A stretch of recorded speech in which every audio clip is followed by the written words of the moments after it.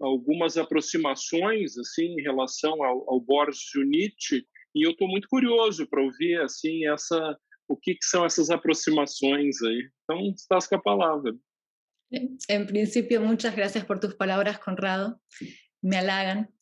Eh, quiero agradecerles la invitación esta noche y hablar con ustedes un poco acerca de este tema, acerca de Borges y la filosofía detrás de su obra. Eh, si hablamos de la literatura de Borges, tenemos que decir que la obra de Borges está naturalmente relacionada a temas y conceptos de índole filosófico. Prueba de eso, creo, es la aparición recurrente en sus escritos del tiempo, de la memoria. Él manifestaba esta gran curiosidad bastante a menudo, no solo en su obra, sino también en entrevistas que le han realizado, que se pueden ver en YouTube. Eh, Hablar de Borges y toda esta filosofía detrás de su obra es bastante complejo, pero a mí me gustaría abordar estas cuestiones tomando como terreno de análisis el cuento Funes el Memorioso, este cuento en particular de su autoría, que fue publicado en 1942 en Ficciones. La historia de Funes relata la historia de un muchacho uruguayo de la ciudad de Fraiventos llamado Irineo Funes, que al caerse de un caballo, en lugar de perder la memoria, pierde la capacidad de olvidar. Funes queda tullido tras este accidente y su capacidad de moverse se ve reducida al mínimo. La influencia que Borges haya tenido de tal o cual filósofo y que haya incidido de manera directa en el cuento de Funes, el Memorioso, es motivo de estudios, debates, especulaciones, en fin, un sinfín de análisis de todo tipo, como podrán imaginarse. A propósito de esto, hace un tiempo se publicó un informe titulado Nietzsche, autor de Funes el Memorioso, de Roxana Kramer. Aquí la autora señala que no es del todo improbable que el cuento de Borges se haya gestado al amparo de la siguiente analogía postulada por Nietzsche, de la utilidad y de los inconvenientes de los estudios históricos para la vida. Entonces cita Nietzsche: imaginemos a un hombre que estuviera absolutamente desprovisto de la facultad de olvidar y que estuviera condenado a ver en todas las cosas el devenir. Tomando esta idea de Nietzsche, la autora lo compara con este extracto del cuento. Tras caer de un caballo, en lugar de perder la memoria, Funes ha perdido la capacidad de olvidar, dotado con la visión profética de un Zaratustra cimarrón y vernáculo. Es decir, lo pensado una vez ya no podía borrársele. En su obra, Nietzsche hace referencia al abatimiento que padece un individuo incapaz de pensar y por ende de sentir, cosa que se ve reflejada en el personaje de Funes. Contrapuesto con esta publicación, posteriormente surgió un nuevo informe de la autoría de Jorge Martín titulado Borges, Funes y Bergson. En la historia que cuenta este informe, bueno, en la introducción principalmente, hace mención a la escasa referencia que se suele hacer de la influencia del filósofo francés Henri Bergson en la literatura de Borges. De hecho, también señala que la referencia más conocida de Bergson en Borges se encuentra en la perpetua carrera de Aquiles y la tortuga, y ahí se termina la historia. Precisamente el propósito de esta otra publicación reside en demostrar que el cuento de Borges, Funes el Memorioso, tiene por principal referente no la obra de Nietzsche, sino la de Bergson. Ahora bien, me gustaría ofrecerles algunos puntos de comparación entre ambas, basándonos en este párrafo del cuento. A Funes no solo le costaba comprender que el símbolo genérico del perro abarcara tantos individuos dispares de diversos tamaños y diversas formas. Le molestaba que el perro de las 3 y 14, visto de perfil, tuviera el mismo nombre que el perro de las 3 y cuarto, visto de frente. Es decir, Funes era incapaz de olvidar diferencias. Y según Nietzsche, como apunta el primer documento, un hombre incapaz de olvidar no creería ni siquiera en su propio ser. Lo cual nos lleva a otra parte del texto donde da cuenta de que Funes se sorprende cuando se mira al espejo, ya que encuentra novedosa su propia cara cada vez. Tal hombre, señala Nietzsche, acabaría por no atreverse a mover un dedo, por lo cual Kramer hace relación de esto a que Funes no se movía de su catre y pasaba horas mirando la higuera del fondo o una telaraña. Frente a esto, lo que expone el documento de Jorge Martín también trae a colación el trabajo de Bergson, Materia y Memoria. Una de las finalidades del primer capítulo de este libro es determinar cuál es la función del cuerpo en general y del cerebro en particular.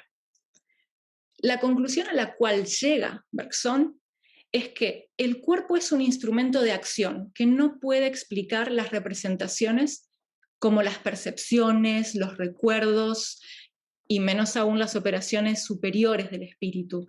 Es decir, que el cerebro es un simple intermediario entre los movimientos que recibe y los movimientos que realiza.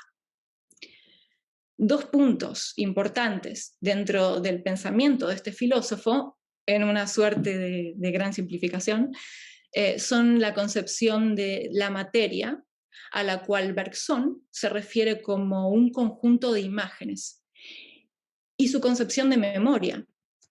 Bergson reconoce la existencia de dos formas de memoria muy diferentes, la pura y la memoria hábito.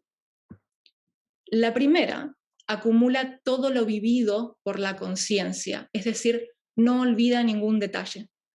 La segunda consiste en un conjunto de hábitos corporales, cuya finalidad radica en llamar a los recuerdos puros que iluminarán la acción a realizar. Entonces, es evidente que la mayoría de nuestros recuerdos puros resultan inútiles para nuestro accionar. Es por ello que interviene el cerebro y su función consiste en inhibir aquellos recuerdos inconscientes que no representan ninguna utilidad en relación a nuestro presente sensorio-motor, según Bergson. Según este documento, un hombre que actúa normalmente es aquel que complementa ambas memorias, que coordina adecuadamente su presente y su pasado. Por ende, en el caso de producirse un accidente y el cerebro no pueda cumplir con su función de inhibir, los recuerdos puros se manifestarán plenamente como sucedió con Funes. El tema seguramente seguirá siendo estudiado y debatido, creo yo, por un largo tiempo todavía, pero lo cierto es que durante su última entrevista televisada, a Borges le preguntaron específicamente sobre Funes, el memorioso. Quiero compartir con ustedes lo que Borges respondió en esa entrevista. Él dijo: ese cuento lo escribí cuando estaba en el hotel de Adrogué. Yo sufría mucho de insomnio y tenía que oír las campanadas del reloj que estaba muy cerca. Ese reloj daba la hora en punto, el cuarto de hora, media hora y las menos cuarto. Así yo iba midiendo el insomnio. Entonces pensé, yo no puedo dormirme porque para dormirme tendría que olvidarme de mi cuerpo, tendría que olvidarme del reloj, de las diversas piezas del hotel, de los eucaliptus afuera, del pueblo afuera. Dormir es olvidarse. Entonces pensé, qué terrible sería el caso de un hombre con la memoria infinita. Escribí Funes, que es una especie de larga metáfora del sueño. Es decir, Borges lo escribió pensando en el insomnio. Pero eso no es todo. Durante esta misma entrevista, el periodista le comenta, he estado leyendo porque, desde luego, reunirme con usted es volver a leer su literatura. A lo cual Borges interrumpió risueñamente y le acotó, bueno, mi literatura entre comillas. El periodista, pensando que se refería a su otro cuento, le consulta, ¿la de Borges o la del otro? Haciendo referencia al poema, ¿verdad? Borges responde, sí, o la de todos los autores que yo he leído más bien. Más adelante agregó, yo trato de olvidar todo lo que he escrito. Como no me interesa mucho, lo olvido. En cambio, mi obra está llena de citas de otros y mejores autores, desde luego, en muchos idiomas. Ahora, si yo pienso en mi pasado, pienso sobre todo en los versos que he leído y en algunas personas. Bueno, con esto que dijo Borges, se me hizo inevitable pensar en Aristóteles. Ustedes estarán familiarizados con la cita de nada hay en el entendimiento que no haya pasado antes por los sentidos. Y por los sentidos de Borges no solo pasaron libros, también pasaron personas y experiencias. Lo manifestó en otras oportunidades él también, diciendo, no estoy seguro de que existo, en realidad yo soy todos los escritores que he leído, todas las personas que he conocido, todas las mujeres que he amado, todas las ciudades que he visitado. Entonces, posiblemente la influencia de su obra, o en su obra, no sea la de un único filósofo, ni tampoco únicamente filósofos. Seguramente encontraremos rastros de Nietzsche, como de Bergson, pero también Chesterton, Stevenson, y personalmente tengo razones que me llevan a pensar que incluso hay un poco del pintor Jules Solar en Funes el Memorioso. Porque, por ejemplo, Jules Solar, quien fue un gran amigo de Borges, había sufrido en su juventud una caída de caballo, por lo cual él tuvo que abandonar sus estudios de violín.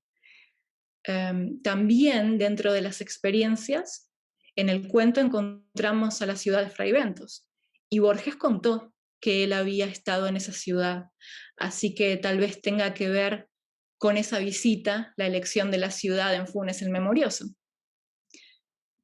Yo creo que podríamos hacernos otras preguntas, como por ejemplo, ¿qué partes específicas escribió a conciencia, intentando hacer una mención implícita de algún autor en cuestión, casi como una pista, y cuáles simplemente ya tenía incorporados en su conocimiento y simplemente se manifestaron como producto de su mente creativa, incluso sin pensarlo deliberadamente?